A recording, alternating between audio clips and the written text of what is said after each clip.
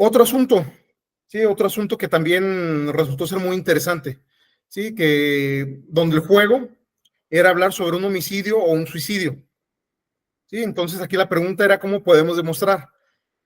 Una vez más, el problema que tiene las ciencias forenses en México, y no solamente en México, en muchas partes del mundo, es que es algo que es muy dogmático. Sí, es muy dogmático. Los peritos tienen como mucha credibilidad. Entonces, muchas veces los peritos llegan y declaran algo, sí, homicidio, suicidio, de una manera muy laxa, muy libre. Y como, si bien la parte pericial sí está muy normada, y sí debería de haber muchas consecuencias si un perito hace mal el trabajo, en la práctica no las hay. Sí, en la práctica a nadie le importa si el perito está mintiendo. Entonces, normalmente se sabe que cada parte va a acercar a su perito y cada perito va a apoyar la teoría de cada parte. ¿Sí? Eso es algo que ya se sabe desde hace muchos años.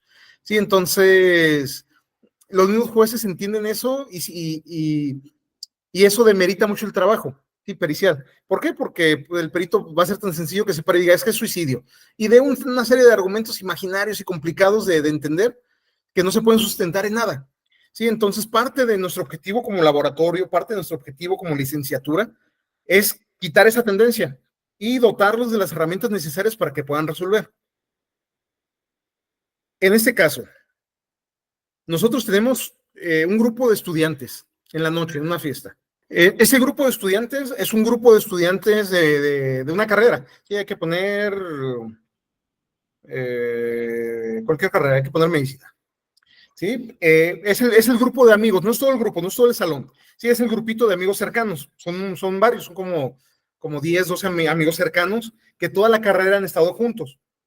Ellos están aproximadamente a 15 días de terminar la carrera y están a pocos días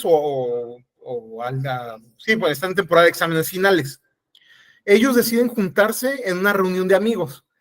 Esa reunión tiene dos intenciones. La primera, estudiar porque el día siguiente tienen un examen muy pesado y es un examen que es muy importante para ellos en su carrera. Y número dos, relajarse un poco porque están en temporada de exámenes.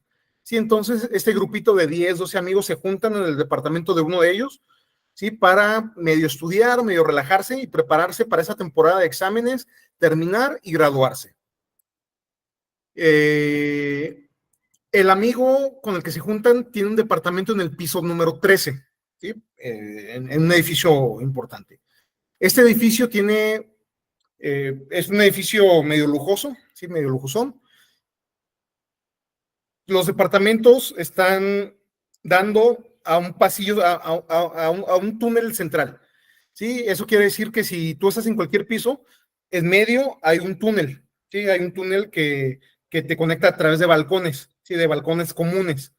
Entonces tú, como cualquier persona, puede estar entre los balcones caminando y las puertas están un poquito más adentro, entonces ya tocas en el departamento que quieras tocar. ¿Sí? Ese túnel es importante para nosotros. Entre los amigas, van dos chavas. Estas chavas eran pareja, ¿sí? Fueron pareja casi desde el principio de la licenciatura y cortaron una semana y media antes de esa reunión. Sí, acababan de cortar. Una estaba muy deprimida, una estaba muy derrotada, en verdad se veía muy afectada, y la otra no tanto.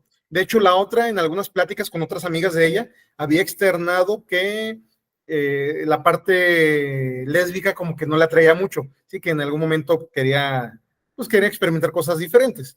Entonces, a esa reunión, ella asistió con un amigo, ¿sí? No se sabe bien si era su pareja o si era un amigo, pero asistió con un varón. Esto hace que la otra chava que también estaba en la reunión, pues se afectara un poquito más y estuviera más deprimida, estuviera alejándose del grupo de todos. Sí, si bien ellos eran relativamente pocos, se juntaron, estaban jugando, creo que dominó o algún juego de mesa, sí estaban tomando, pero muy poco. Recuerden que el día siguiente tenían un examen muy pesado. La amiga más afectada, no sé, sí jugó un ratito, pero se paraba, iba al baño, se iba a la cocina, se salía, continuamente estaba hablando por teléfono y pues, se movía hacia áreas donde pudiera hablar con más tranquilidad. Y entonces ella estuvo más apartada, la otra no, la otra estuvo más vinculada al grupo social. Y el amigo que llevó, pues también se adaptó muy bien al grupo, entonces todo iba bien. ¿Sí? la chava que estaba más afectada llegó a esa reunión con otros amigos, ¿sí? En algún momento otros amigos de ese grupito pasaron por ella a su casa y la llevaron a la fiesta. ¿Sí? En algún momento ese grupito de amigos se despide, dice, ya mañana tenemos exámenes, se está haciendo tarde, nos vamos, le preguntan a ella que si se quiere ir con ellos, ella le dice, no, yo tomo un Uber y me voy. Sí, entonces se queda un poco más en la reunión.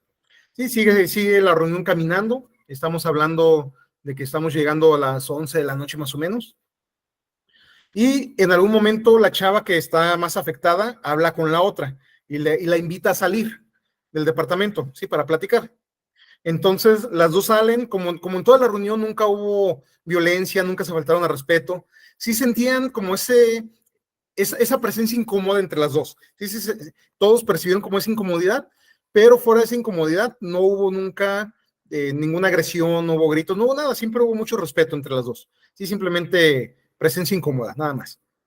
Sí, entonces se salen las dos, todos los demás siguen jugando, y 5 minutos después se escuchan gritos. Sí, se escuchan gritos de no, sí, una empieza a gritar y se escucha un golpe fuerte. Salen todos del departamento, encuentran a la chava que llevaba al compañero varón, sí, todo en shock, y se asoman al balcón y la otra chava pues ya está hasta abajo, sí, 13 pisos abajo. Entonces, ese caso, como todo caso similar, se vuelve un caso mediático y el juez hace esta pregunta, ¿sí? ¿O es homicidio o es suicidio? Entonces aquí empieza el juego de cómo demostrar. Y esa es la palabra importante. Nosotros tenemos que tener habilidades para demostrar, ¿sí? No podemos ser dogmáticos, no podemos proponer que haya sido homicidio o suicidio en un juicio, no. Sí, tenemos que demostrar cuál fue. Demostrar esto por su naturaleza es complicado, ¿sí? Demostrar si alguien se suicidó, si alguien o si la mataron es algo que no está tan fácil de hacer. Entonces también, después de mucho pensar, ¿sí? De buscar herramientas, de buscar técnicas, de compartir la idea con un perfilador criminal, con alguien que es muy bueno en antropología, ¿sí? Como para ver toda esa parte anímica de la chava, etcétera, pues empezamos ya después nos llegó la idea de decir, bueno, hay que empezar a trabajar con lo que hay, ¿sí? Con la parte matemática. Y empezamos a trabajar con los datos.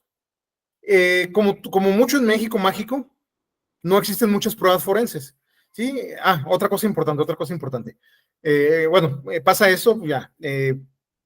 Los amigos empiezan a hablar a la familia, dicen, no, pues, ¿sabes qué? Hubo un accidente, y entre la familia se empieza a hablar, ¿sí? Entonces, el primero que llega a la escena es un primo de la víctima, ¿sí? Y ese primo ya conocía al grupo de amigos, entonces, ya todos están abajo, todos bajaron, están en la parte de abajo. Cuando llega el primo a ver de qué fue el accidente, porque pues nunca le dijeron de qué se trataba, pues ya se entera del accidente, ve al grupito de amigos reunidos allá en un rincón, todos medio chocados, medio pensativos, y se acerca con ellos y para enterarse más qué pasó, y pues ya los amigos se empiezan a acercar a darle el pésame. Y este primo reporta que la exnovia tenía arañazos en el brazo, y a partir de ahí se reporta que la exnovia tenía una sudadera de manga larga, sí, que le tapaba los brazos y pues, le tapaba un poquito la cabeza. Sí, entonces ese reporte también nos hace pensar si fue homicidio o si fue suicidio. Sí, aquí por desgracia estamos en México mágico. Entonces, a pesar de que existe el reporte de esas heridas, nunca se hizo un estudio forense para analizar las heridas. Sí, entonces, a pesar de que puede ser un dato que es muy importante, como nunca se hizo un estudio para acreditar realmente que existían o no, es un dato que queda así en el aire. Sí, entonces nosotros dijimos, bueno, ¿qué es lo que tenemos? Sí, decimos, de entrada, pues tenemos varias hipótesis. Sí, tenemos hipótesis de un accidente, tenemos hipótesis de un suicidio y tenemos hipótesis de un homicidio. ¿Y qué es lo que tenemos? Pues tenemos ingeniería inversa. Sabemos cuál es la posición final del cuerpo. Entonces, si yo agarro la posición final del cuerpo y lo levanto, yo puedo entender cómo fue que cayó. Y no solo eso, ¿sí? Tenemos un dictamen médico muy interesante. ¿Por qué? Porque me habla de qué partes del cuerpo tiene lesiones. Entonces, a partir de eso, yo ya puedo agarrar un manual médico y hacer calibración de software. Por ejemplo, un hueso no se quebra con cierta fuerza, ¿sí? Más bien necesita cierta fuerza muy determinada para quebrar un hueso. Eso se conoce, ¿sí? Hay manuales médicos donde te dicen cuánta energía en joules necesitas para poder romper un hueso. para poder hacer que un pulmón truene. ¿Sí? El médico en todo su dictamen dice que sí, que todas las lesiones son por caída. ¿Sí? Entonces, la energía entra por la espalda y corre hacia arriba. Entonces, a partir de ahí, yo tengo daños en algunos órganos, tengo daños en algunos huesos. Como yo tengo todo eso, yo puedo hacer un mapa. Y esta es la parte interesante. Este tipo de técnicas a nadie yo al menos nunca las he leído en la vida. ¿Sí? Entonces, podemos hacer mapeos. Ahí les va. Solamente para que vean la importancia del cómputo científico. En la parte central, bueno, primero, en la parte izquierda, dibujado a mano, yo tengo las 3 hipótesis. La primera hipótesis es que ella se sentó en la barandita y se fue de espaldas y se cayó. Un accidente. La segunda hipótesis es la de la pelea. Sí, yo sé que aquí estoy exagerando, lo estoy poniendo como si fuera Hulk y la aventara. No es así. ¿Sí? De hecho, las configuraciones de peleas que analizamos son diferentes, pero solamente para especificar que era pelea. Y número 3, dijimos, ¿y qué tal si ella se puso en situación de peligro? ¿Qué tal si ella es la que se puso del otro lado de la barandilla? Entonces, a partir de aquí salían 2. Una, que ella se soltó, y 2, que la ayudaron, ¿sí? Que la empujaron un poquito cuando ella ya estaba de ese lado. ¿Sí? Entonces, tenemos 3 hipótesis principales y algunas derivaciones. En la parte central, yo tengo la posición final de ella. Ella queda boca arriba y queda con una pierna cruzada hacia atrás. ¿Sí? Porque gran parte del peso del cuerpo cayó en la pierna y tiene daños muy específicos en eso. Y la imagen que también viene aquí en la parte central, la primera imagen, esa imagen es el mapeo de lesiones. ¿Sí? Y vean qué chulada. Podemos mapear las lesiones a partir del informe médico. Y esto es algo que puede hacer el cómputo forense. El cómputo forense te da las ecuaciones, ¿sí? Para que tú puedas determinar cuánta energía necesitas para romper un hueso, para explotar, por ejemplo, un pulmón. Y a partir de ahí, esa energía tú la puedes transformar en fuerza y puedes saber cuánta fuerza fue. Y a partir de esa fuerza tú puedes determinar la gravedad, ¿sí? Puedes ponerlo con la fuerza de gravedad y ver si la fuerza de gravedad es suficiente para que esas lesiones se estén dando o se aplicó una fuerza adicional. Sí, entonces a partir de aquí nosotros ya tenemos muchísima información, ¿sí? Información muy importante para demostrar si estamos ante suicidio o no, o ante un homicidio. Ese mapa, entonces, el mapa central, el que tengo aquí, la imagen central, la que es un poquito más larga, esa imagen es la que mapea el dictamen médico. Sí, el dictamen médico me está generando este mapa. Sí, una vez más, recuerden que tenemos una pierna lastimada.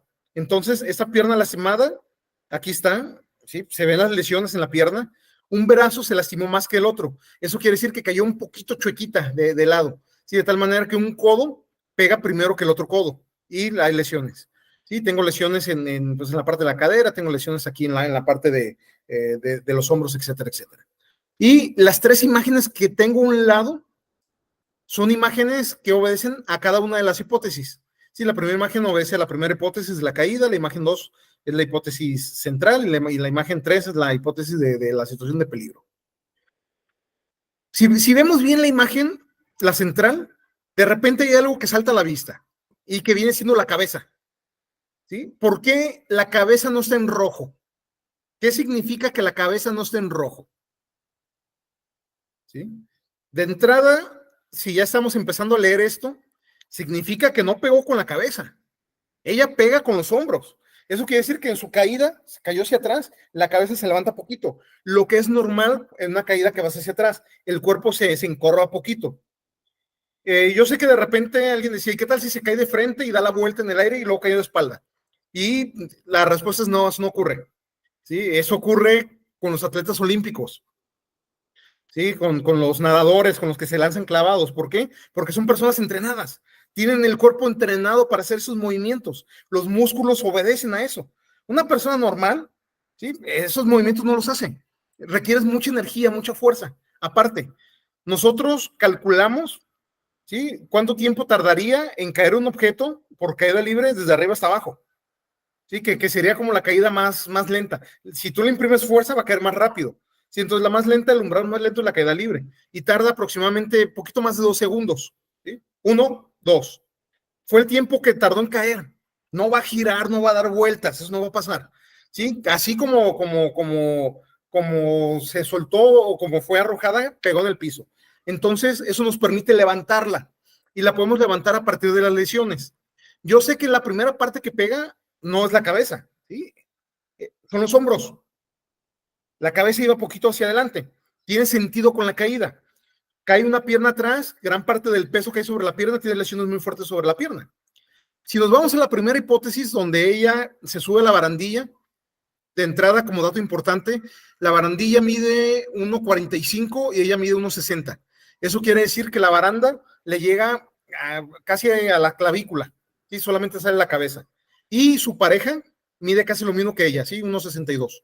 Entonces son chaparritas con respecto a la baranda. ¿Se puede subir a la baranda y sentarse? Sí, claro. ¿Sí? La baranda tiene unos cuadros donde puedes poner un pie como escalerita y te puedes trepar, no hay problema. ¿Sí? Entonces, físicamente sí puede cumplirse la primera hipótesis en el hecho de que esté sentada. Pero si se cae, al momento de que ella se cae, la cabeza está abajo de las piernas quedan más alto que la cabeza. Si tú sigues manteniendo ese movimiento de caída por 2 segundos, que no es nada, la cabeza va a tocar primero que las piernas el piso. Eso quiere decir que la energía se absorbe por la cabeza. Y así funcionó. El modelo matemático, si se fijan, en la parte de la cabeza pega primero que las piernas. Es por eso que la cabeza está en rojo y las piernas en azul. ¿Sí? Tiene más energía. Sin embargo, si yo miro la imagen central, me doy cuenta que esa configuración no es la que se ve en la vida real. En la vida real, el mapeo de energía no es el que se ve con la caída de la barandilla hacia atrás por accidente. Eso me permite descartar esa. Me voy a la siguiente. La siguiente es más complicada. Sí, la siguiente tiene que ver con una pelea. Entonces yo les hago a ustedes la pregunta. Ustedes son ellas dos. ¿Sí? Están ustedes y otra igual, mismo tamaño. ¿Sí? Solamente pueden sacar la cabeza por la barandilla, una barandilla relativamente alta por cuestiones de seguridad. Están en el piso 13. ¿Sí? Los mismos constructores entienden la seguridad, entonces no las ponen tan chaparritas. Si ustedes quieren aventar a una persona y tumbarla, no la van a levantar en peso. ¿Sí? Yo difícilmente voy a levantar en peso a alguien que pese lo mismo que yo. ¿Sí? No estamos ejercitados, no somos personas de gimnasio. Y ellas tampoco lo eran estudiantes. ¿Sí? Entonces eran como todo estudiante, pues no tiene mucho tiempo de hacer ejercicio, pues eran personas normales. ¿Sí? Entonces no vas a levantar a la persona. Si tú estás forcejeando con otra persona para aventarla, existen muchas configuraciones. Primero, la otra persona, pues yo quiero pensar que por defensiva va a agarrarse la barandilla en algún momento. Si ve que la estás levantando, ¿sí? En algún momento va a utilizar las manos para agarrarse la baranda y evitar saltar al otro lado. Normalmente nosotros vamos a utilizar el hombro. Cuando nos enfrentamos a una persona del mismo tamaño, ¿sí? Las configuraciones normales es meter el hombro y levantarla con el hombro, ¿sí? Y con algo de espalda para intentarla saltar al otro lado. Sí, sería la manera como más sencilla. Recuerden que ellas se salieron de la fiesta y 5 minutos después ocurrió el hecho. Eso quiere decir que si pelearon, solamente tuvieron 5 minutos para pelear. No hay declaraciones que me hablen de pelea. ¿Sí? Se tomaron declaraciones de los vecinos alrededor del departamento y había muchos vecinos y ninguno reporta peleas. Todos reportan que lo primero que escucharon fueron un golpe fuerte y gritos. ¿Sí? Entonces, igual. No descarto la pelea porque el primo está hablando de las marcas, entonces valía la pena explorar la hipótesis, ¿sí? Pero las configuraciones son diferentes. Si tú agarras a la persona y la avientas, la persona tiene algunas configuraciones. Primero, como la estás levantando, es probable que su cabeza cruce primero la baranda antes que las piernas. Y tenemos una hipótesis similar a la de arriba. ¿Sí? Primero pega la cabeza antes que las piernas. ¿Sí? Entonces las lesiones por ahí van a ser importantes. Número 2, si la persona se está agarrando la barandilla, posiblemente al momento de que tú la logres pasar por el otro lado, ese movimiento, el hecho de que se ha agarrado la barandilla, haga que las piernas bajen primero, el peso le gana, ¿sí? No es una persona ejercitada, hace que se suelte, y las piernas tocan primero el piso, antes que el resto del cuerpo, antes que el torso. Entonces el modelo matemático da una imagen diferente. Toda la energía te la manda a las piernas, ¿sí? Y el torso queda más que nada en la columna vertebral, porque mucha de la energía sube por la columna, sí, pero la cabeza y los hombros, los brazos no quedan tan dañados, tampoco coincidían. Si tú la avientas y se va de lado, entonces tú tienes todas las lesiones muy cargadas hacia un lado, tampoco coincidían. Sí, entonces todas las configuraciones de pelea que hicimos, que fueron 4 configuraciones, ninguna nos dio, por lo tanto se descartó. ¿Sí? Pelea tampoco. Y nos vamos a la posición donde ella se pone en peligro. Sí, ella se pone en peligro, ella misma salta hacia el otro lado, pues, sí, pues, por un tipo de chantaje, por estar discutiendo con la pareja, diciéndole, si no estás conmigo me voy a soltar, etcétera, no sé. ¿Sí? Ella se pone en posición de peligro y se suelta. Si ella se suelta, si nosotros checamos el último mapa con el mapa central, nos damos cuenta que muchas de las lesiones de si ella se suelta son muy similares, no son idénticas. A fin de cuentas, de un lado tengo un modelo matemático, del otro lado tengo lesiones mapeadas a partir de datos médicos reales. Sí, entonces siempre va a haber una diferencia. Pero me voy sobre las coincidencias. Si ella se suelta, de entrada, la lesión de la cabeza, que para mí era muy importante, más o menos se cumple en ambas. ¿Sí? No existe. Eso quiere decir que ella levanta poquito la cabeza antes de caer de espalda. ¿Sí? Las lesiones hacia los hombros, en ambos casos son relativamente consistentes. ¿Sí? Ambos hombros o en la espalda alta se concentra la lesión. En este caso, sí me da una configuración de una lesión en un codo y en el otro menor. ¿Sí? Pues inclinamos poquito el modelo, no pasa nada. ¿Sí? Queríamos igualarlo en ciertas condiciones. La pierna también, ¿sí? Nos da que la energía que sufre en la pierna, si es suficiente, ¿sí? Para igualar la lesión del otro lado. La otra pierna también tiene una lesión similar por caída. ¿Sí? Eso quiere decir que al momento que pega la pierna fuerte en el suelo, sí logra simular la lesión. Y nos da una lesión en la cadera que es relativamente similar a la del modelo, a la de datos reales. Sí, más o menos nos mapea una área similar. Entonces, este es el que más probabilidades tiene. A fin de cuentas, son modelos numéricos, son ciencia de datos, y nosotros estamos trabajando, siempre que trabajas con datos tienes un sesgo numérico, ¿sí? Tienes sesgos estadísticos. Ese sesgo estadístico siempre se va a reflejar en las salidas. Es imposible que te salga exactamente igual que el modelo original. Sospechoso si sale igual. Sí, entonces, si nosotros analizamos o si eliminamos esos sesgos estadísticos, las similitudes son muy grandes. Y sí, cuando hacemos el análisis de similitudes, aquí nos está dando un 96% de similitud. En los otros nos da 32% y nos da 17%. Sí, entonces son probabilidades más bien son similitudes muy pequeñas, ¿sí? Para poderlas considerar como una posibilidad. Sí, en este caso se concluye que ella estuvo en situación de peligro y que se soltó. Sí, ¿cómo sabemos que se soltó y que no la aventaron? Porque analizamos el área de caída libre gravitacional. Sí, en la parte de abajo, si tú te sueltas por caída libre, vas a llegar a un área determinada. Si tú eres empujado, puedes salir del área. Sí, entonces analizamos muchas fuerzas de empuje, muchos modelitos matemáticos, y vimos que casi todos los empujes sacaban a la persona fuera del área. Y la única que quedaba dentro del área era la caída libre. Y en este caso, en la vida real, quedó dentro de esa área. Y entonces, por eso descartamos que haya tenido como esa velocidad inicial. ¿Sí? Al final solamente se soltó, ¿sí? por el área gravitacional. Esta es una manera de demostrar las cosas. Y si se fijan, es una manera gráfica que puede ser muy ilustrativa para el juez. ¿Sí? Un juez que mire esto puede decir, no, pues sí, definitivamente los mapas, ¿sí? El mapeo de lesiones de la hipótesis 1 y de la hipótesis 2 no corresponden con el de las lesiones reales. Y el de la hipótesis 3 sí tiene muchísimas similitudes con las lesiones reales. Sí, entonces tú le permites al juez a decantarse. Yo no le estoy enseñando al juez una colección enorme de ecuaciones. Sí, no le estoy enseñando cómo diseñar las matrices. Una vez más, si hago referencia de eso de repente en el dictamen, porque un dictamen tiene que tener como esa transparencia, de tal manera que si otro perito, con el mismo método y con los mismos datos, debe llegar a las mismas conclusiones. Sí, entonces, bajo esa transparencia sí los pongo, sí, pero al juez no se lo voy a dar. ¿Por qué? Porque es inútil, lo voy a engorrar con ecuaciones diferenciales y cuestiones de energía, en fin. Entonces, al juez lo que le entrego son esos mapas, sí, esos mapas y las hipótesis, y les digo, mira, ¿sí? Aquí sí, aquí no, por ese motivo, ¿sí? Pero yo sé que toda la parte de atrás es una estructura matemática grandísima, y esa parte es importante, ¿sí? ¿Por qué? Porque estamos demostrando, estamos haciendo ese esfuerzo.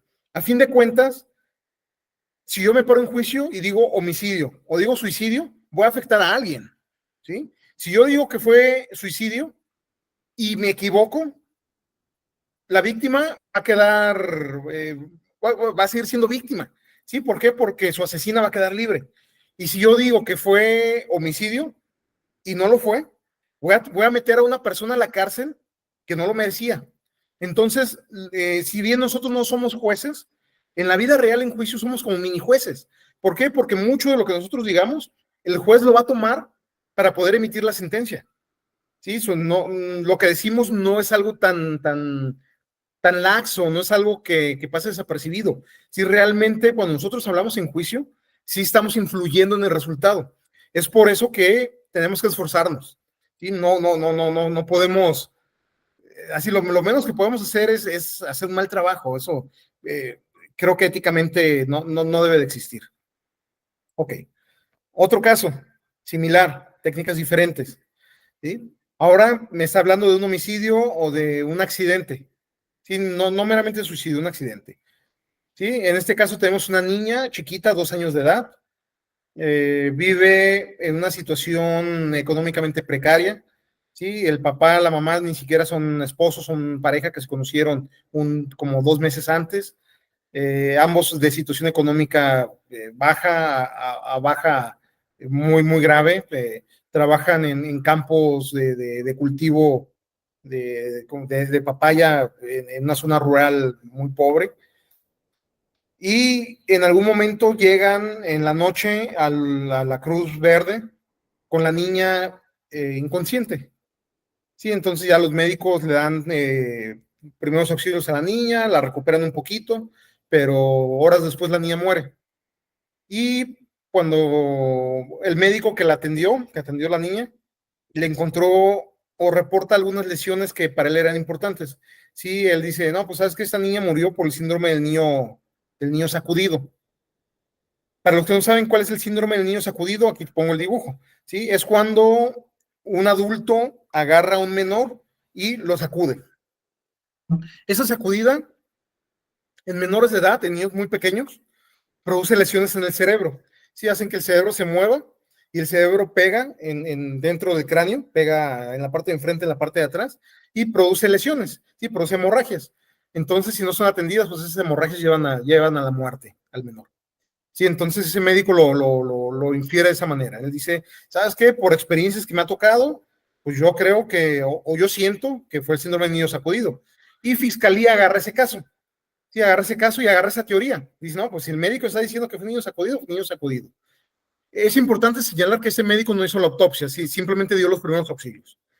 Sí, entonces van sobre los padres, en ese caso agarran a los dos, presión preventiva, la madre recula y acusa a su pareja, le dice, no, pues sabes qué, yo me fui a la tienda y ya cuando regresé a la tienda la niña ya está inconsciente. Sí, entonces ella se convierte como en una víctima y a este señor lo ponen como imputado. Sí, entonces empieza el juicio, donde se quiere demostrar si es síndrome de niño sacudido o no síndrome de niño sacudido. ¿Por qué? Porque una de las hipótesis es que la niña se cayó de la cama, ¿sí? Y la otra era el síndrome de niño sacudido. Entonces, en este caso en particular, pues estamos jugando sobre esto. Una vez más, vean el nivel de responsabilidad. Si decimos que es homicidio, él se queda en la cárcel. Si decimos que es accidente, él va a salir en libertad. Pero, ¿qué tal si fue homicidio? Sí, entonces tenemos que analizar muchísimos elementos. En este caso, nos fuimos por otro lado totalmente diferente. Nos fuimos por nuestro producto terminal, es algo que se conoce como experimentos virtuales. Los experimentos virtuales también son una parte del cómputo forense y tienen mucho que ver con ciencia de datos. Una vez más, al final de cuentas, la ciencia de datos es como esa amalgama, ¿sí? Que te da ese trabajar con muchos datos para obtener un resultado. ¿Sí? Entonces, siempre va a haber ciencia de datos aquí.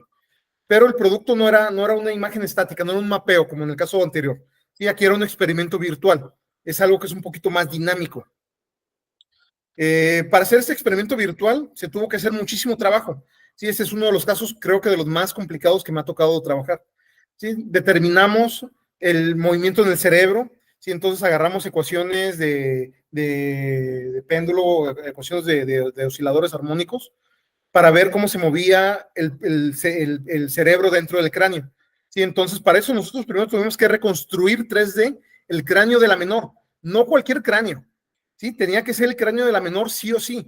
Entonces, nosotros tuvimos que agarrar las tomografías que había en el expediente y a partir de las tomografías y de técnicas de reconstrucción 3D, ¿sí? que descubrimos en un trabajo de la UNAM, tuvimos que utilizar software. En este caso utilizamos el Blender, que es un software gratuito de 3D, y a través de todas las tomografías de técnicas publicadas por la UNAM, hicimos la reconstrucción del cráneo de la niña.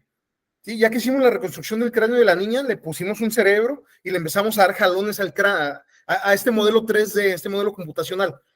Y estos jalones, nosotros empezamos a analizar las fuerzas y el comportamiento del cerebro. ¿Sí? Entonces el cerebro se comporta de manera normal después de una fuerza muy fuerte, ¿sí? de un impulso muy fuerte. El cerebro tiene un movimiento fuerte, pero luego empieza a amortiguarse y regresa a la normalidad. ¿Sí? Entonces, para nosotros, ese tipo de calibración es importante. Una vez más, tenemos la autopsia. Entonces, en la autopsia, nosotros teníamos algunas lesiones reportadas por el médico. En este caso, como pueden ver en este dibujito del síndrome de sacudida, cuando se hace el síndrome del niño sacudido, normalmente se encuentran 3 lesiones, una en la parte de enfrente, otra en la parte de atrás y otra en el cuello, ¿sí? En la parte que conecta el cuello con el cráneo. En este caso en particular, el médico solamente reportaba la lesión de la parte de enfrente, no reportaba la de atrás ni reportaba la del cuello, ¿sí? Solamente la de enfrente. Entonces, a partir de ahí, nosotros teníamos que calibrar el modelo para poder generar esa lesión en la parte de enfrente sin que se generara en la parte de atrás. Y para eso teníamos 2 hipótesis, la caída de cama y teníamos la hipótesis del síndrome de niño sacudido. Aquí nomás puse el dibujito, ¿sí? Un pantallazo de lo que viene siendo la caída de cama. En este pantallazo, realmente, aquí puse una imagen, pero no es una imagen, es una simulación. El cráneo se acerca al piso. Si este cráneo se va moviendo y pega en el piso. Y el momento de que pega en el piso, me genera valores de fuerza y me genera en esos cerebros lesiones, ¿sí? Lesiones direccionales de energía. Entonces, esta calibración que hicimos con este modelo, lo hicimos a partir de los datos que existen en la autopsia. Fuimos y medimos la altura de la cama, ¿sí? Medimos la altura de la niña, hicimos ciertas configuraciones donde ella se podía caer de la cama. ¿Sí? Es mucho trabajo de campo, es mucha criminalística. ¿Sí? Agarramos libros médicos para entender lesiones, para entender en qué momento un hueso tronaba. ¿Sí? Aquí, si se fijan, yo tengo una línea que es de color amarillosa, que tiene que ver con daño cerebral severo, y tengo otra que tiene que ver con ruptura del cráneo. Entonces, al momento de que ella pega en el piso, salen los niveles de energía y yo analizo. ¿Sí? Si los niveles de energía pasan la línea verde, quiere decir que yo esperaría que tuviera fracturas en el cráneo. Entonces yo agarro la autopsia y digo, bueno, el médico reporta o no reporta, y en ese caso no reporta. ¿Sí? Los valores de energía siempre quedan abajo, ni siquiera tiene un daño cerebral severo. Recuerden que solamente tenía lesiones en la parte del cerebro con la parte de adelante, en la de atrás no. Y este mismo modelo lo hacemos con síndrome de niño sacudido. Entonces sacudimos al niño con muchas fuerzas diferentes. ¿Qué tal si lo agarró, lo levantó en peso y lo sacude? ¿Qué tal si está en el piso, lo agarra de la ropa a la niña y la sacude? Así que, en fin, probamos muchas hipótesis hasta que logramos reproducir las lesiones que se ven en la vida real. Nosotros trabajamos mucho con los partes médicos. ¿Sí? ¿Por qué? Porque ese parte médico, a fin de cuentas, son las lesiones reales, ¿sí? Las que tienes en el momento. Y nosotros tenemos que hacer esa replicación a partir de energías, a partir de fuerzas, a partir de modelos numéricos. Y todos estos modelos numéricos tienen movimiento. ¿Sí? Entonces, cuando es niña sacudida, el cráneo se mueve para atrás, para adelante, ¿sí? Y empiezo a obtener valores de energía, valores de funcionales del cerebro, y empiezo a tener reproducciones de las lesiones en los 2 cerebritos que están abajo. ¿Sí? Un cerebrito me habla sobre fuerzas de cizalladura y el otro sobre lesiones. Sí, entonces, todo eso se tiene que cuadrar en un modelo. Si se fijan, es muchísima investigación criminal, ¿sí? Es ir al lugar, es tomar datos reales del lugar, pero también tienes que tener habilidades matemáticas. ¿Por qué? Porque esos datos reales los tienes que poner en ecuaciones, y esa ecuación tiene que reproducir algo, o un hueso quebrado, o un hematoma, o una escoriación, o una lesión biomecánica, etcétera, etcétera, etcétera. ¿Sí? Tiene que reproducir algo. Pero también tienes que tener herramientas computacionales, como en este caso, ser capaz de hacer una reconstrucción 3D. Entonces tienes que tener ciertas habilidades en software 3D para poder hacer la reconstrucción. ¿Sí? No me lo voy a utilizar para el cráneo, no. También si haces hechos de tránsito, puedes hacer una reconstrucción 3D muy buena en hechos de tránsito, en fin. ¿Sí? Toda esa colección de herramientas forman en conjunto lo que viene siendo el cómputo forense. ¿Sí? Entonces, el cómputo forense es mucho más complejo en naturaleza que la ciencia de datos y es mucho más complejo en naturaleza que la informática forense. ¿Sí? Le exige más al experto. Uno de los últimos, ¿sí? Un caso de tortura, nomás para que vean así como las variedades. ¿Sí? Ninguno de esos casos, por su naturaleza, tenía que ver con una computadora, pero el cómputo forense los ha resuelto y ha entregado soluciones, ¿sí? Ya sea por experimento virtual, ya sea por graficado, ya sea por mapeo, pero son soluciones muy buenas, ¿sí? Y que han llevado a tener resultados muy buenos en el juicio. ¿Sí? Los jueces han aceptado muy bien esos productos terminales, ¿sí? Y los han implementado muy bien en sus sentencias. En este caso de tortura, lo mismo, un caso de tortura que ocurrió 5 años en el pasado. Cuando nos cae el caso, nosotros creíamos que pues, era una burla. Dijimos, ¿cómo diablos vamos a demostrar tortura en el pasado? Y más en México, ¿sí? Donde si bien la policía sabe algo, es torturar. Y es una triste realidad, lo decimos con tristeza, ¿sí? Que ellos le echan muchas ganas a aprender, ¿sí? Técnicas para no dejar marcas. Entonces sabíamos que no íbamos a encontrar mucho. Y en ese caso lo mismo. Si dijimos, bueno, ¿qué podemos hacer? No? Pues hay que analizar qué tipo de datos tenemos. Si se fijan, en hechos de tránsito teníamos datos topográficos y datos que podemos generar a partir de leyes de Newton. En el caso de la caída, teníamos datos que se vinculaban directamente con datos estructurales o datos topográficos, por ejemplo, la altura del edificio, pero también tenemos datos médicos, al igual que en el caso en el pasado, en el de la caída de la cama. ¿Sí? Había datos médicos que podíamos utilizar para poder hacer la reconstrucción y poder saber si fue una caída o si fue síndrome de niño sacudido. En este caso en particular, en ese de tortura, no teníamos esos datos.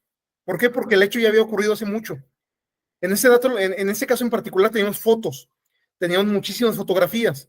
¿Por qué? Porque esa persona desde el principio de su arresto alegó tortura. Entonces, cuando alegas tortura en México, se activa algo que se conoce como protocolo de Estambul. Y el protocolo de Estambul tiene que ver con un dictamen médico, con un dictamen fotográfico y con un dictamen en medicina, ¿sí? en análisis de lesiones. Entonces, normalmente el médico pues, toma muchas fotos de las lesiones, en fin, hay muchas fotos. Este protocolo de Estambul, desde el que fue el arresto hasta que nosotros resolvimos, pasaron como cerca de 6 años. Y el protocolo de Estambul se activó 7 veces, si recuerdo bien, de 5 a 7 veces. Eso quiere decir que hay 7 dictámenes médicos. Y en cada dictamen médico hay una colección de fotografías. Las fotografías más viejas eran más importantes que las más nuevas porque las lesiones pues, se van perdiendo. ¿Sí? Pero la cámara que se utilizó en las fotografías viejas era más chafa que la cámara que en las fotografías más nuevas. 7 años de diferencia. La tecnología cambia en 7 años.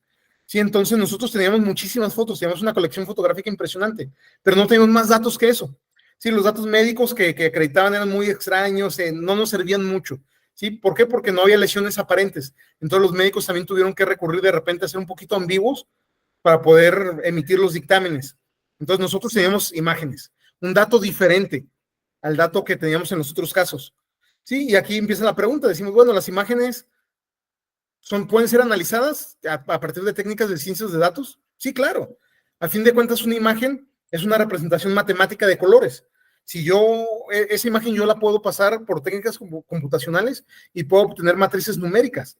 Si obtengo números, puedo aplicar ciencia de datos. Y si aplico ciencia de datos, puedo aplicar puedo aplicar computación o técnicas de computación forense. Sí, entonces sin ningún problema. En este caso en particular, nosotros utilizamos o diseñamos una inteligencia artificial y la diseñamos mucho antes de que fuera famosa. En este caso nosotros lo resolvimos en el 2013. ¿Sí? Si se fijan, todos han sido diferentes. En hechos de tránsito, nos fuimos con herramientas de leyes de Newton. En la de la caída, y en esa resolvimos, fue algo de álgebra lineal. En la parte que tenía que ver con la niña, fueron ecuaciones diferenciales. En este caso en particular, nos estamos yendo a inteligencia artificial. Sí, entonces diseñamos una inteligencia artificial que analizara todas las fotografías, ¿sí? Muchísimas fotografías, y la tuvimos que entrenar a esa inteligencia artificial para que entendiera que un desenfoque, que una foto mal tomada no es un golpe, que una sombra en una fotografía no es un golpe, que, en fin, sí, le metimos fotos de boxeadores antes de una pelea y después de una pelea para que entendiera la evolución de un hematoma. Agarramos protocolos médicos de más que nada de Estados Unidos, que es donde están muy bien los protocolos, que tienen que ver con evolución de lesiones. Entonces en algún momento le dijimos, ¿sabes qué? Si la lesión es poquito verde, ¿sí? Tiene tanto tiempo. Si la lesión es poquito morada, tiene tanto tiempo. Si es poquito amarilla, tiene tanto tiempo. ¿Sí? Y eso lo tuvimos que tropicalizar, porque los manuales de Estados Unidos están diseñados para personas que son anglosajones, es gente muy blanca, de piel muy blanca. Ese señor es mucho más morenito. Si se fijan en la primera imagen, ya tengo algo de la solución de la inteligencia artificial. La imagen A es una foto real, ¿sí? Es la foto real del expediente. La imagen B es una foto de la inteligencia artificial donde ya me empieza a dar valores probables. Todo lo que es blanco o colores de azul muy, muy, muy claro son valores donde posiblemente hay una lesión. Los valores de azul oscuro son valores sin lesión. Yo puedo ver desde aquí que las cejas me las está considerando como lesión. Entonces yo tuve que reentrenar este algoritmo para decirle, no, la ceja no es una lesión, esa persona también tiene barba. La barba tampoco es una lesión, sí, es barba, es bello. Entonces tuvimos que estar entrenando mucho a la inteligencia artificial. La parte interesante es que me está dando cosas alrededor del ojo. La imagen C es una imagen que se crea ya con inteligencia artificial, con una técnica hiperrealista, porque yo no quiero perder. Una vez más, tengo que ser didáctico. Entonces, yo no quiero presentarle al juez una imagen que se vea muy, muy de fantasía, ¿sí? Porque él me va a decir es que está manipulada. Yo podría decir no, ¿sí? Tiene toda una estructura matemática y tiene muchas ecuaciones que fueron saltando, entonces no tiene el toque de Photoshop, por ejemplo. Sí, es totalmente matemática, pero no lo voy a convencer, entonces tengo que buscar algo que sea hiperreal. Y si se fijan aquí, en el rabillo del ojo, yo ya veo una lesión. Sí, entonces a partir de aquí yo digo, bueno, ¿sí? No solamente encontré esa lesión, se encontraron muchas lesiones en muchas partes del cuerpo, pero pongo esta para fines didácticos. Sí, entonces yo ya puedo decir, ya hay una lesión, yo ya tengo una lesión. La siguiente pregunta que tenemos que responder es si esa lesión ya la traía antes de que fuera arrestado o esa lesión la tiene en el periodo donde lo estaban procesando, porque a partir de ello ya puedo hablar de tortura o no. Si él la trae de antes, pues ¿qué importa? ¿Sí? Tal vez se golpeó en su casa 2 días, 3 días antes y pues es la lesión que trae. Pero si la trae o se generó en el tiempo de procesamiento, entonces a mí ya me habla de algo importante. Oye, ¿cómo se la hizo? Una vez más, no es la única. ¿Sí? Porque si fuera la única, pues me pueden decir, no, pues es que se la autoinfligió. Sí, el mío se golpeó. Pero son muchas lesiones las que encontramos como para que él se haya autoinfligido todo. Sí, es como decir, yo sospecho que fue suicidio, pero cuando analizas te das cuenta que estaba amarrado de manos y trae puñaladas por la espalda. Dices, no, pues no, no cuadra. Sí, hay cosas que no cuadran. Entonces, esa inteligencia artificial se alimenta de otro algoritmo que es esta imagen central. Bueno, la que tengo hasta la otra esquina es una conversión, ¿sí? A colores estándar de su piel. Sí, una vez más tuvimos que adaptar los modelos gringos a una realidad mexicana, a una piel más oscura. Sí, entonces, bueno, ahí está como parte de la matemática, o al menos la parte gráfica, sí, que me dice cómo hicimos esas conversiones. La imagen central, esa es la que me dice la datación del tiempo. Sí, entonces yo aquí tengo un recuadro amarillo, tengo un recuadro rojo, tengo un recuadro azul. Una vez más, pongo estos 3 recuadros para fines didácticos, pero sabemos que el modelo computacional hace un escaneo píxel por píxel. Sí, entonces se va escaneando todos los píxeles, lo de regreso, y se va haciendo escaneos píxel por píxel. Y lo que está analizando, lo que está buscando, es la temporalidad de la lesión. Sí, entonces, entre más abajo esté, ¿sí? Los valores. A ver, estoy en el azul. Entre más cerca de 400 estemos, la lesión es más joven.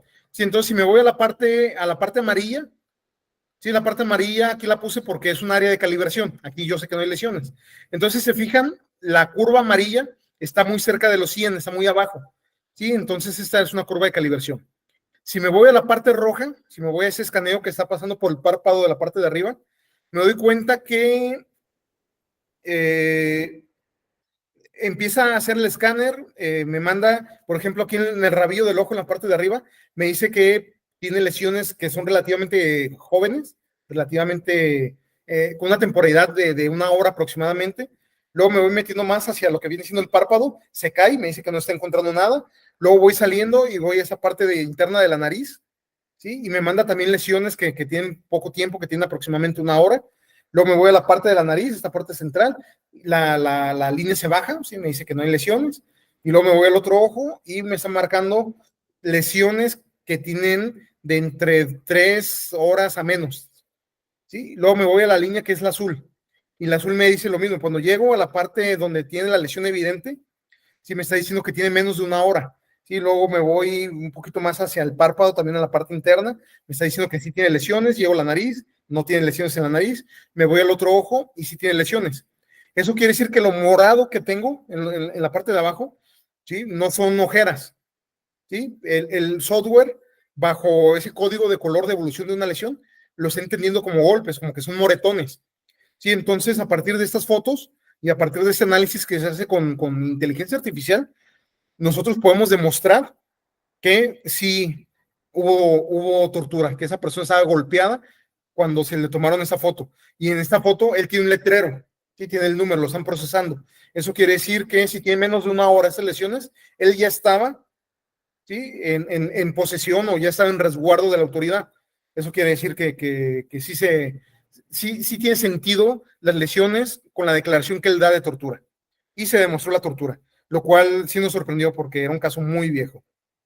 Finalmente, el último caso, hay más, pero no quise traer tantos, teníamos poco tiempo. Hay asuntos donde los delincuentes hacen que las cosas sean complicadas. ¿Sí? Por ejemplo, en asaltos. ¿Sí? Se tapan la cara. Sí, se tapan la cara. Entonces, como se tapan la cara, existen muchísimas pruebas forenses que ya no se pueden aplicar. Sí, todas las que tienen que ver con cuestiones antropométricas ya las perdemos. ¿Sí? Y esa parte es importante. ¿Sí? ¿Qué hacer? Tenemos que tener alternativas. A fin de cuentas, no podemos dejar que el delincuente esté sobre la ley. ¿Sí? Siempre tenemos que buscar la manera de tener herramientas más fuertes que ellos. Y una vez más, el cómputo forense ha sido la herramienta y ha sido la solución. En este caso, en algún lado de la República tenemos tiendas de conveniencia, de esas tiendas tipo Oxxo, tipo kiosco, tipo 7-Eleven, ¿sí? De tiendas chiquitas de ese tipo. Y esta banda se dedica a robarlas. Entonces un día va a una tienda, roba, se mueve a otra el mismo día, se mueve a otra, roba, y se mueve a una tercera y roba. El modus operandi de ellos es el mismo en todos. Entra una persona con una pistola y amaga a los clientes y al cajero. Y otros dos se meten a la parte donde está el cajero, sacan la charola de la caja, ¿sí? Agarran el dinero, algunas botellas, algunos cigarros y se dan a la fuga. ¿Sí? Son robos relativamente rápidos. Por alguna causa entre las tiendas tardan mucho en avisarse, entonces logran llegar a la tercera tienda. Sí, la primera roba normal, la segunda roba normal, la tercera es la que nos interesa. Desde que llegan, el cajero se pone de espaldas contra la vitrina donde están las bebidas, se hinca y se pone las manos en la cabeza, desde el principio, como que ya conoce la rutina. Sí, entonces pasa exactamente lo que siempre pasa. Sí, uno se queda en la parte de afuera entre los pasillos, amagando a las personas, haciendo que se tiren al piso, y los otros se meten, agarran el dinero, agarran botellas y se salen. Pero aquí la diferencia está que después de que se salieron, el que trae la pistola regresa, se mete y le dispara por la espalda al cajero y lo mata. Sí, es un cajero, está joven, es un chavo de 15 años. La cámara se ve cómo sufre, tarda varios minutos en morir y pues al final termina de morir. Es algo medio feo de ver. El video se filtra a las redes, se vuelve viral, empieza la presión pública porque es un caso que es indignante. Y como siempre que algo se vuelve viral y que la policía empieza a sentir presión, a los 2 días ya tenían a alguien arrestado. Sí, a esa persona la arrestaron porque una denuncia anónima lo está señalando. Esa persona dice, no, pues yo no soy el del video. ¿Sí? Ni modo. Sí, te jodes y arresto. Empieza el juicio. Sí, y el debate del juicio es ese. ¿Es o no es el del video? Entonces, cuando nos vinculan a nosotros este juicio, lo mismo, ok, ¿qué datos tenemos? Sí, en este caso lo que tenemos son videos. Sí, tenemos videos de las 3 tiendas, pero son videos malos, son videos de muy baja calidad. Cámaras chafas, Normalmente ese tipo de tiendas, las paredes que dan hacia la calle son de cristal. Entonces, por la ubicación, de repente el sol lo tienes de ese lado y el video todavía se vuelve más oscuro, ¿sí? Todo mal, todo mal, todo mal, todo mal. Sí, entonces decimos, bueno, lo que nosotros tenemos son videos. Ahora nuestro dato con el que vamos a trabajar es video. A fin de cuentas, el video lo podemos transformar en imágenes y tenemos frames. ¿Sí? Entonces podemos tener muchos frames de análisis. Sí, pero son videos. Y tenemos las personas con las caras tapadas. Entonces, hay muchas cosas que no podemos utilizar. Y nos vamos primero a algunas técnicas de astronomía para distancias y tamaños. Nos damos cuenta que el piso de esos lugares son cuadros, los mosaicos del piso son cuadros. Entonces vamos, medimos los mosaicos y a partir del dimensionamiento del mosaico con técnicas matemáticas avanzadas y con mucho cómputo científico, intentamos determinar la altura de la persona. Pero nos damos cuenta que la altura de la persona y la altura del imputado, más el rango de error, ese sesgo estadístico que tenemos, es relativamente grande, entonces se pierde el dato. ¿Sí? Entonces no nos servían. ¿Sí? No, nos dimos cuenta que en este caso en particular, ¿sí? Por el tipo de calidad de la cámara, no podíamos determinar con mucha precisión el tamaño de la persona. ¿Sí? Teníamos muchos centímetros, teníamos casi un error de 10 centímetros hacia arriba o hacia abajo. Eso quiere decir que podemos hablar de alguien de 1,90 o alguien de 1,70. ¿Sí? Entonces dices, bueno, tengo 20 centímetros de rango de error. Cualquier persona que mida de 1,70 a 1,90 va a caer ahí. No nos sirve. ¿Sí? No nos sirve. El error es muy grande. ¿Sí? Y por el tipo de cámara no podíamos acotar el error. ¿Sí? De repente ese manejo de sesgo estadístico es complicado de manejar. ¿Sí? Entonces, ok, no nos vamos por tamaño. Si no nos vamos por tamaño, ¿qué podemos hacer? ¿Qué es lo que nos queda? Y se nos ocurrió analizar tatuajes. Nos dimos cuenta que el imputado tenía tatuajes, la persona que está en la cárcel tiene tatuajes. Entonces la pregunta es, ¿el del video tiene tatuajes? Y si tiene tatuajes, ¿son los mismos tatuajes o son tatuajes diferentes? Y mismo caso, técnicas avanzadas de cómputo forense. Sí, entonces empezamos a hacer matemáticas, empezamos a hacer algo que tiene que ver con machine learning y algo que tiene que ver con visión por computador. Y diseñamos aquí la imagen central, concéntrense en la central, diseñamos un algoritmo que hace que los tatuajes se hagan brillosos, ¿sí? Realza el tatuaje. Y la idea de este algoritmo es que nomás realza el tatuaje y nada más.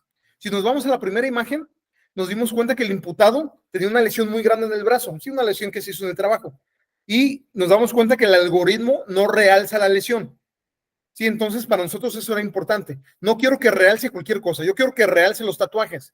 Sí, entonces aquí fueron técnicas matemáticas muy avanzadas y mucho cómputo forense muy avanzado para que el algoritmo solamente detectara el tatuaje y nada más. Yo no quiero que me detecte la capucha, no quiero que me detecte gorras, no quiero que me detecte tenis, ni el pantalón, ni la pistola, solamente tatuajes. Sí, entonces hizo mucho trabajo. Ya que teníamos el algoritmo terminado, pasamos los videos, que es la tercera imagen. Sí, de la tercera imagen tenemos, en los primeros dos cuadros, son imágenes reales de la cámara. Sí, si se fijan, la persona que trae la pistola trae manga corta y hace movimientos muy raros con la mano. Sí, está bailando, está agarrando la pistola, no sé, como que está drogado. Sí, entonces muchas veces levanta la pistola sobre su cabeza y la manga me permite ver el interior del brazo. Sí, para mí es importante porque el imputado tiene un tatuaje en el interior del brazo. Sí, otro lugar importante pues es la muñeca. Entonces, yo tengo muchas exposiciones de la muñeca en diferentes ángulos. Aquí estoy poniendo dos, pero este algoritmo se pasa al video entero. Del otro lado tengo las imágenes pasadas por el algoritmo.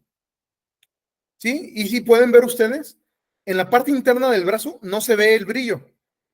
En la parte de la muñeca no se ve el brillo. ¿Qué significa? Significa que la persona que tiene la pistola no tiene los tatuajes en la misma posición que el imputado. Por lo tanto, la persona del video no es la misma que el imputado, son personas diferentes. ¿Sí? Se presenta en juicio este caso, el imputado sale en libertad y la investigación se vuelve a abrir porque pues, tienen que encontrar al pistolero. ¿Sí? Entonces, así es como estamos trabajando el cómputo forense. Consideraciones finales para poder terminar. Como pueden ver, el cómputo forense presenta una colección muy variada de herramientas. ¿sí? Herramientas muy variadas, herramientas complicadas, herramientas que tienen que ver con matemáticas, tienen que ver con programación avanzada. A veces recurrimos a hacer inteligencia artificial, a veces recurrimos a programar ecuaciones, hacemos modelos numéricos, hacemos experimentación virtual, ¿sí? El cómputo forense es muy amplio y es muy complicado, pero es una herramienta que da muchísimo. Sí, da muchísimo el cómputo forense. Te da una robustez impresionante para poder hacer investigación criminal. Sí, si en verdad quieren convertirse en expertos forenses en todo sentido, el cómputo forense es una herramienta que debería ser obligada para todos los que se dedican a la materia. ¿Por qué? Por todas las posibilidades que te da. Lo único que sí es exigente con respecto al conocimiento. Sí, entonces, pues esa parte no cualquiera le entra, no es para todos, como siempre. Sí, no todos van a tener ese gusto, no todos van a tener ese perfil, pero a los que se llegaran a animar, es una opción muy importante y que les va a dar muchísimo. Por mi parte es todo. Muchísimas gracias por sus atenciones. Muchísimas gracias por el tiempo que me acaban de regalar. Muchísimas gracias a todos. Y nos vemos.